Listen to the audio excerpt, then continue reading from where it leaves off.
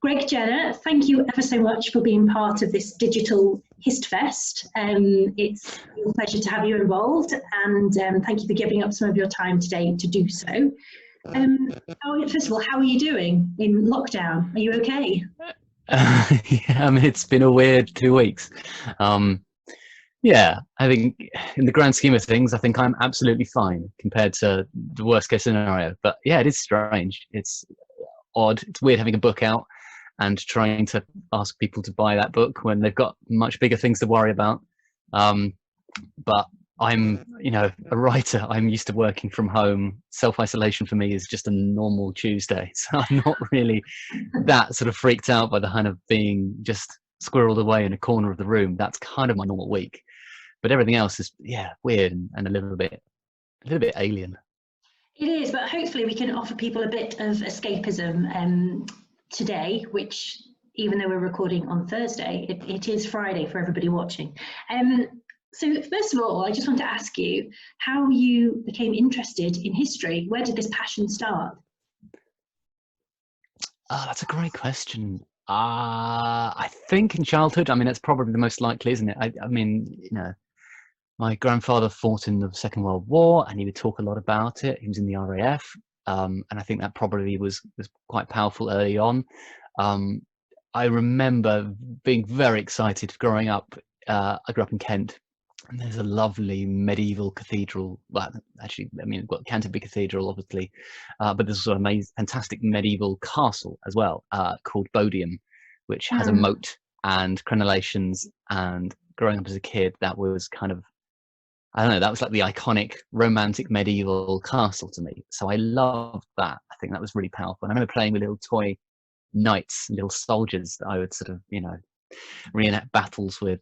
And I was very interested in military history as a kid. And so planes and ships and tanks and soldiers and knights and all that kind of stuff that I guess boys often are socialized to enjoy. And I just really, really loved it. And now these days, as a historian, military history is probably the least sort of impactful part of my career. I do very little military history. It's not something I particularly focus on. I don't specialize in it at all. I have very little knowledge, actually. It's the one area I choose to do. So I guess probably boyhood was probably it. And it was, yeah. If I just pause you a second, Greg, now. Okay. Okay.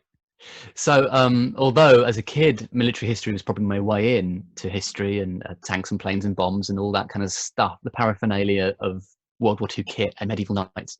Actually, as a historian now, military history is probably the one aspect of the broad historical. I'm not that interested in it. I don't feel like it's something I'm particularly skilled at, and there are other people who are much better at it than me. So whenever people approach me with projects about, the First World War, the Second World War, I always go, no, not for me. Sorry, try someone else.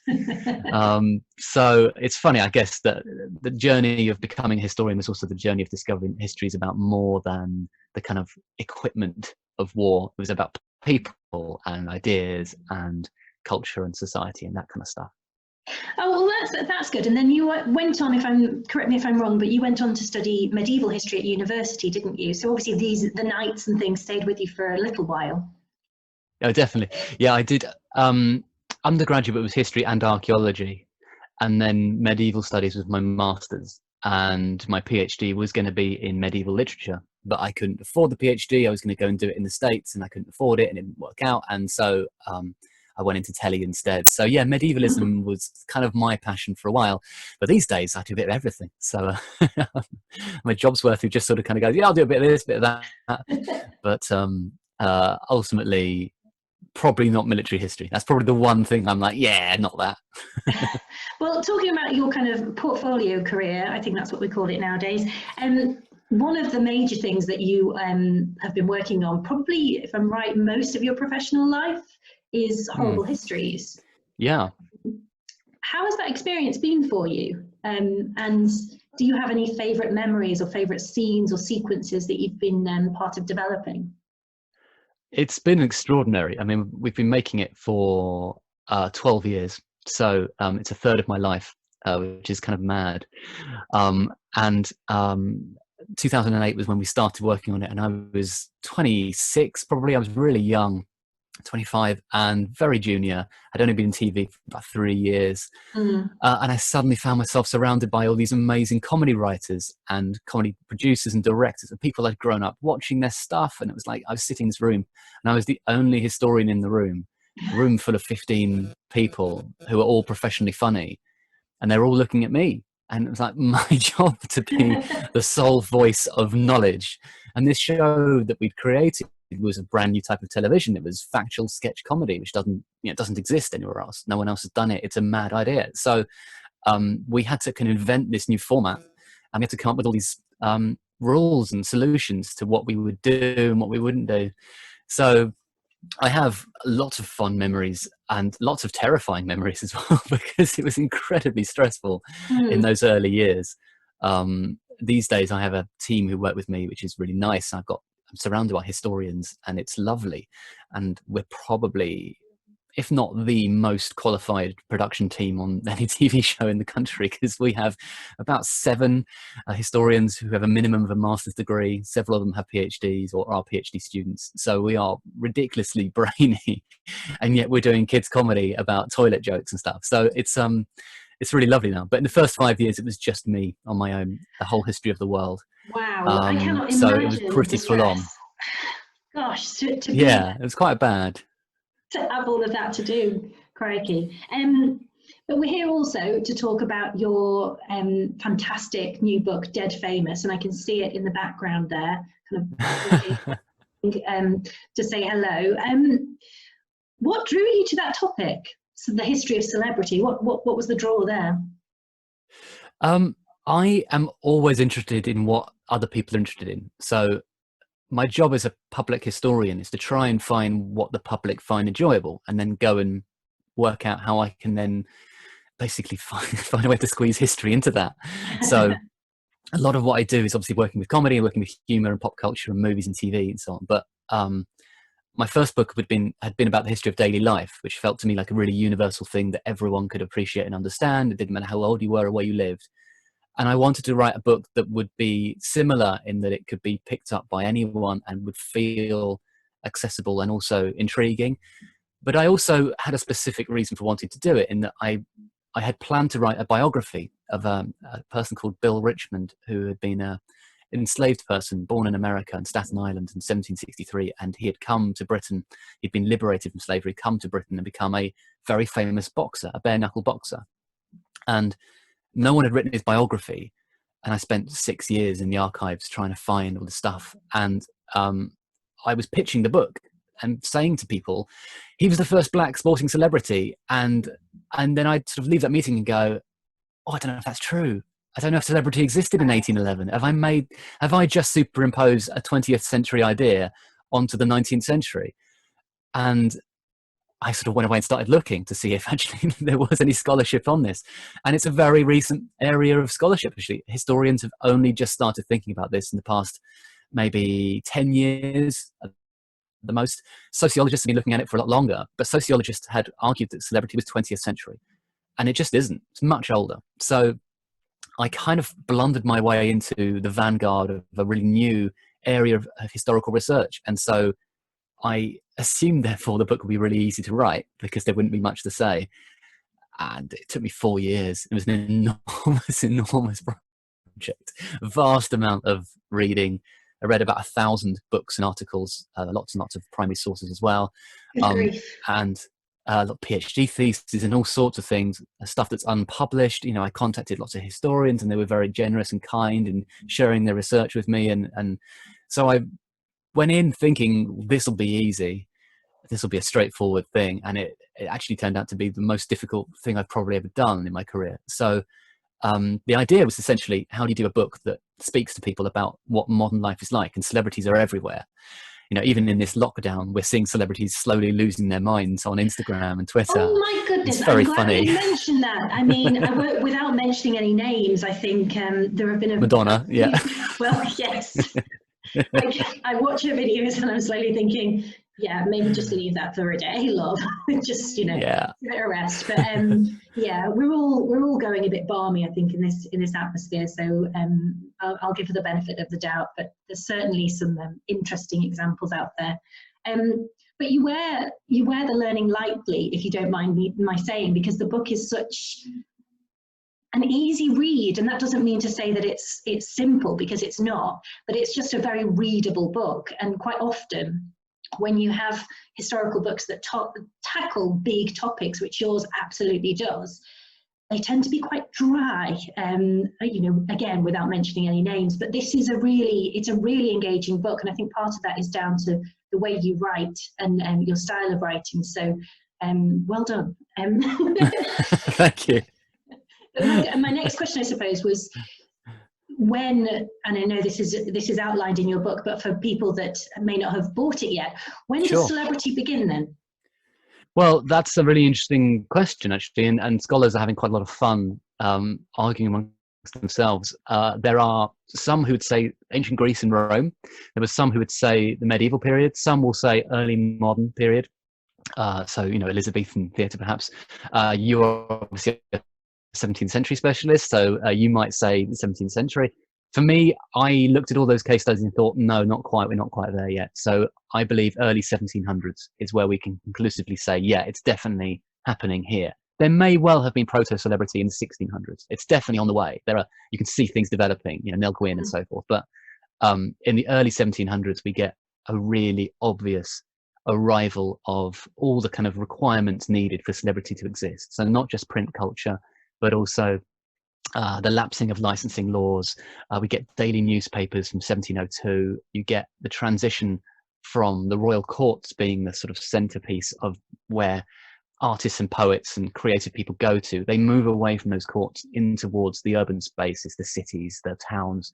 And you see a transfer from basically royal prestige to public prestige. You see the public wanting to engage with news and gossip and culture, and they also want culture that they can enjoy. They want to go to the theatre and they want to know what's going on, but they also want to know about the personalities, the actresses, the actors, who's having duels, who's cheating on who's having an affair, who's wearing the best new frock.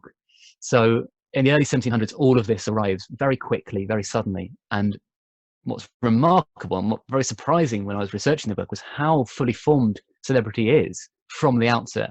So although we get technological revolutions through the centuries, you know, steamships, radio, telegraphy, moving image, all these kind of things, you know, Twitter and Instagram are the modern platforms. Those things obviously massively accelerate and heighten the ability of celebrity to exist in multiple places at once. And so you can have transatlantic celebrities who are famous in multiple continents. But in 1709, you get Henry Sacheverell, who was a kind of religious tub-thumping vicar who gave a speech and became a huge political celebrity and divided the nation. And it's bizarre because he's this, you know, not glamorous, not sexy kind of guy, and yet he really was a celebrity in every sense. I guess that leads me on to my next question for you. So your book largely covers the 18th, the 19th, and the first half of the 20th century. Yeah. I want to ask you to pick out a celebrity from each century and tell me a little bit about them, please. Starting with That's such a challenge. There are 125 in the book, so that's a real challenge because you've given me 3 out of 125.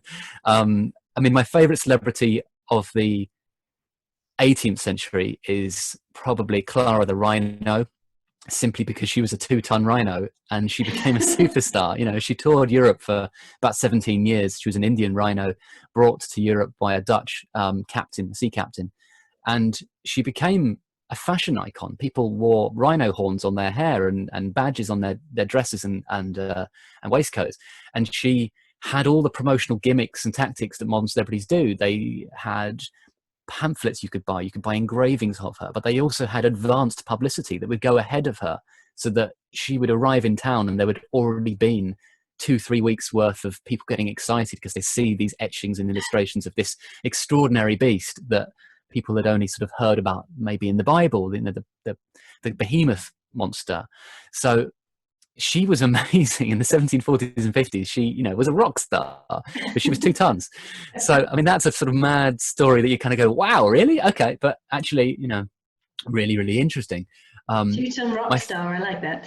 Yeah, I mean, she was really, you know, she had a rider. She had, like, you know, she needed her tobacco and her beer every day and her food, you know, like a rock star with their little, you know, blue M&Ms or whatever it is. Um, of the 19th century, my favourite celebrity is Edmund Kean, who was a superstar Shakespearean actor in the early 1800s, became famous in 1814, and his story is incredible. It's absolutely astonishing. It's overnight fame, literally overnight fame. He goes from being a complete screw up, an alcoholic, wandering actor who, you know, should have died in a ditch. He ends up as the most famous person in the kingdom in the space of a week. And that story is amazing for that reason, but also he's such a problematic person. He's so toxic. He's the worst, but I find him really funny. I think he's hilarious. He was just terrible to everyone. He was such a cold, callous, vengeful person. Really, really needy, really egocentric, incredibly precious. But one of the first ever celebrities to tour America, and he did it twice. And he alienated the Americans so much so that in 1825, 5,000 people stormed the theatre and tried to kill him. So he's really something. So he would be my choice of the 19th century. And I did a half-hour lecture about him that I posted the other day on it's on YouTube as well. So if you want to know more about him, and my favourite person of the, I guess, the 20th century is a tricky one actually, but I suppose I was really intrigued by. Well, there were several actually who really surprised me, but Gertrude Stein, being this amazing intellectual modernist author who had famously written very difficult, impenetrable prose and poetry. She hung out with Hemingway and Picasso and, you know, all the kind of modernists. And she was 60 years old. She was a lesbian. She was an American expat living in Paris. And she was famed in America for being just incomprehensible. Like, her stuff was so difficult and so weird. People thought she was a hoaxer, like they were, you know, she was making it up on purpose. And so she wasn't a celebrity, she was a laughingstock. And then she releases this book, which is a fake memoir. It's called The Autobiography of Alice B. Toklas, who is her lover. So it's an autobiography of someone else, which is, you know, a joke in itself. And the book became a bestseller. And she toured America. She came back and her name was in lights in Times Square. And everywhere she went, people were obsessed with her. And she was this 60-year-old little old lady who hadn't been in America for 30 odd years or whatever, 40 years maybe, and was not at all the kind of person that you would expect to be thrust into the limelight in 1936, I think it was. You know, this era of movie stars, of baseball stars, of gangsters. Here is a modernist intellectual who, you know, whose influences are James Joyce, and she was up there on the movie screen, you know, Pathé newsreels and her name in lights, people queuing in the street to see her, you know, really, really extraordinary. So I guess her story is really unexpected. Edmund Kean's story, really unexpected, and Clara the Rhino, totally unexpected. So those are my three sort of, you know, you wouldn't see those coming. So what is it then that binds those three together? I mean, what is there such a thing as an X factor? Is that what's needed, or is it more than that? That's a good question. And people have long tried to understand what it is about celebrity that makes them interesting and fascinating to us. X factor is a word we get from the 1920s, I think it was. It was a movie term. And it's an explanation of what's believed to be sort of oomph or power, this sort of ability to magnetize, which goes back to earlier ideas of, well, if you go way, way back, you can go to charisma, which, you know, is in the Old Testament, or rather the New Testament, actually. It's St. Paul. He talks about charisma as a grace from God. But it's Max Weber, the sociologist, who talks about charisma as a sort of form of influence and leadership, the ability to influence others. And no, so sorry to there's interrupt, that. but that's a heavy tone. That's a heavy tone. Yeah, I mean, if you're going to read anything, I would not read Max Weber, but, like, you know, it is important. So if you want to read a book about it, by all means do. But his actual work is, yeah, full on. I did not enjoy reading that. But there is this ongoing conversation and argument actually amongst not just historians, but also evolutionary biologists and psychologists and sociologists about why do we even give a damn about celebrities? What do they do for us? And some people say, oh, it's, you know, we're basically just chimps and celebrities are the alpha males and we're all trying to emulate them and imitate them. And there are others who say, no, no, no, it's a religious instinct. We are programmed to worship stuff. We all need gods. It's a human instinct to want, you know, the divine. And so celebrities, we treat them as gods. We collect their memorabilia and their concert stubs, you know, the ticket stubs and posters, and we turn those into relics that we, you know, anoint ourselves with. And we have the prayer, which would be, you know, the singing of song lyrics or the reading of a favorite book or whatever. That's one theory. You know, there are lots of, you know, attempts to try and psychologize or even scientize. Is that a word? No, but to try and apply these sort of grand theories. And the truth is that I don't know if any of those are legit or not. You know, they're good attempts at explaining something very strange. But ultimately, what's weird about celebrity is that we live in a vast society of 65 million people, and we will never meet the vast majority of those people. So we live in an imagined community. You know, this idea that nation states are crafted out of the ideas that bind us together, because we can't actually meet all our neighbors who share the same values. And celebrity is one of the things that binds us together. We have this common interest in these, however many, you know, 1,000 celebrities, perhaps you might say, who we all know and recognize. We don't know all of them, of course. You know, I don't, half the people who come off YouTube and go onto Strictly, I look at them and go, I don't know who this is. But we, in theory, celebrity functions as a sort of bonding instinct. It's a social glue that brings us together. And we can discuss ethics and morals through the activities of celebrities. And those who cross the line and transgress and commit crimes and do provocative things, we either punish them and cancel them in internet chat, or we move the line. We look at them and go, no, we like this person and they've done something bold and transgressive, but actually we don't want to punish them. We think the line's in the wrong place. We'll move the line. So celebrities they're often derided as superficial and vacuous. And it can be that, of course it can. But as a wider economic industry, celebrity is about capitalism and commerce. It's about money. But it's also about, why do we discuss their lives so much? Well, because it allows us to discuss our own lives. They are prisms through which we can talk to our friends and neighbors and strangers, you know, taxi drivers and hairdressers, about what we should be as a society and who we want to be as individuals, you know, who we wish we were, who we think we are, who we don't want to be. So a celebrity drink driving scandal, you know, as well as selling papers and getting us all upset and offended, will also actually get us to talk about the ethics of drink driving and moral responsibility. Should we forgive someone who has failed, you know, and endangered lives? These are all questions and conversations that we have through Kim Kardashian, you know, and that's, on the one hand, very kind of not very highbrow, and on the other hand, it's actually one of the most important things that we do in society, is to discuss ethical behavior through these fantasies that are projected out there, you know. And they are fantasies. Celebrities aren't real. I mean, they're real people, but the images they put out are concoctions. They are scripted, they're built, they're assembled, they're shot beautifully, they've got better moisturizers, they've got nicer clothes. And what's fun, I suppose, about the kind of lockdown thing is that some of the celebrities are giving away more of themselves than they normally would. And it means that we're seeing their vulnerable side, or we're seeing their human side. And sometimes that's charming and lovely. And sometimes it's embarrassing for them, because all their star power evaporates because suddenly they look a bit silly. And, you know, they're singing about fried fish in their bathroom, and they're no longer the queen of pop. They're now just this sort of slightly balmy lady singing in her bathroom about fried fish. So you kind of think, okay, that's really interesting. On the one hand, you're demystifying the divine. You're kind of, you know, taking away that magic. And on the other hand, some celebrities are increasingly becoming beloved because they actually are normal and chatty and nice, and they're doing cookery videos or sing-along videos, or Sam Neill on Twitter, you know, is doing wine reviews and reading poetry. So it's an interesting time, actually, because it's kind of dividing down the middle. You've got those who are trying to protect the image, and those who are sort of, you know, trying to be a bit more normal.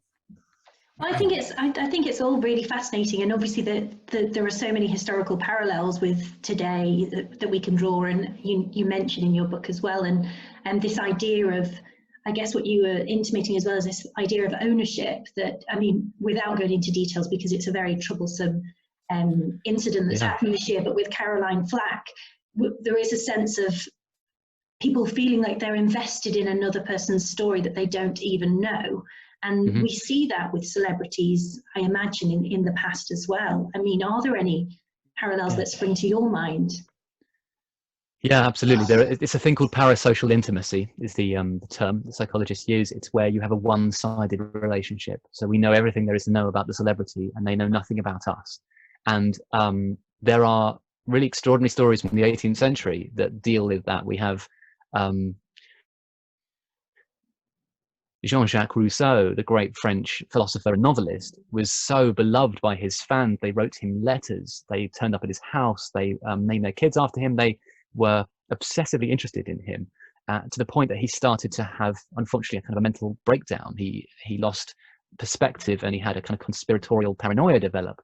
And he thought people, when they painted paintings of him, were trying to destroy him and attack him. And they weren't. They were being fans. You know, they were trying to essentially say, this is a great man, I've painted him, I'm going to put him on my wall. So he's an interesting case study of someone who had a following, had a fan group, and it actually got quite dark and difficult for him.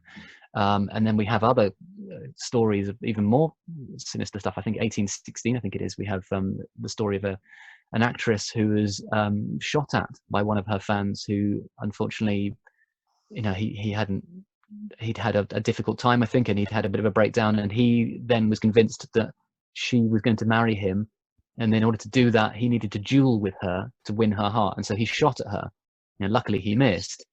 And you know, that's a really interesting story, and that's a story that Ruth Scobie shared with me. Actually, she's a fantastic historian of 18th century celebrity, and so that, you know, again, you kind of look at that and go, well, that's 200 years ago, that you have a sort of super fan who has lost perspective and then gets a gun and goes in search of their icon, their idol. And we know those stories from John Lennon. You know, we know those tragic tales of what happens when fandom goes wrong, which it very rarely does. You know, fandom is almost overwhelmingly a positive thing. It is a joyous thing for so many people, and for many years fandom has been kind of mocked and derided as a kind of childish thing, and it's often mocked for being something that women do. You know, fandom is often more gendered, but the truth is that fandom is a wonderful positive thing. It helps people a lot, and in the 18th and 19th centuries there were many people who were devoted fans of Lord Byron. You know, Byron had the Byromaniacs who were obsessed with him and wrote him erotic fan letters that he kept. You know, we still have them. And you have fans who would in the 1730s, 40s, you had rival actresses whose fans would sort of argue in the pub or down the street, you know, in the middle of the theatre, about which actress should get the best role in the play. So the idea of kind of fan groups having feuds on Twitter and being, you know, we might have these days, I don't know, Team Beyonce or Team Rihanna or whatever, but it's an 18th century idea. So these things that we think of as modern and 21st century are just not. They're there really early on, and technology has obviously heightened them, but it's really surprising how fully formed celebrity was 300 years ago. Well, it's fascinating, and I really do urge anybody that's watching this to get hold of a copy of your book, because it's a brilliant read and it's the perfect kind of escapism, I think, for this weird situation we're in at the moment. Just finally, final question for you. I'm interested in knowing, in finding out what's next for you. What are you working on at the moment? Yeah, so obviously I've been making a BBC podcast called You're Dead to Me, which is a comedy show where I get a historian and a comedian in a room and we have a lovely fun chat for 45 minutes. And those are brilliant fun. But unfortunately, because of coronavirus, we've had to stop doing them. So the last episode will be going out tomorrow on the Mughals. So instead, we're pivoting, and the team is now, we're going to be making homeschooling kind of radio programs for children, short 15-minute mini little fun lectures that will go out on Radio 4 and on BBC Sounds, aimed at kids, you know, age 7, 8, 9, 10. And obviously, you've been working with us on one of those as well. You know, we've done the restoration together, which is going to be really fun. Yeah. So so the plan there essentially is that although I'm going to be the voice on every episode, I'm working with an expert historian for each one. Pardon me. So you're kind of making sure that the information in there, although we might be doing a few little jokes and sound effects, actually the kids are getting quite a good little rounded summary of the subject that's come from someone who really knows what they're talking about. So that's a fun new challenge, because we're doing those really fast. We're making one every 2.5 days, which is a bit rapid. So we're trying to throw them out, but that's fun. And then I'm also writing children's books as well. So that will be the next sort of challenge I'll be doing this year, really, is sitting down and writing kids' books.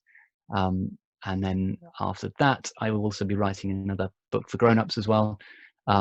But that might take a little while, so we'll see. So busy, as per usual, I imagine, for you, Greg. Thank you ever so much for taking time today to chat to me. And I hope you enjoy the rest of your lockdown experience and manage to get some writing and work and whatever else you'd like to do and spend time with your family. But thank you. Yeah, thank you. You too. Take care. Bye. Bye.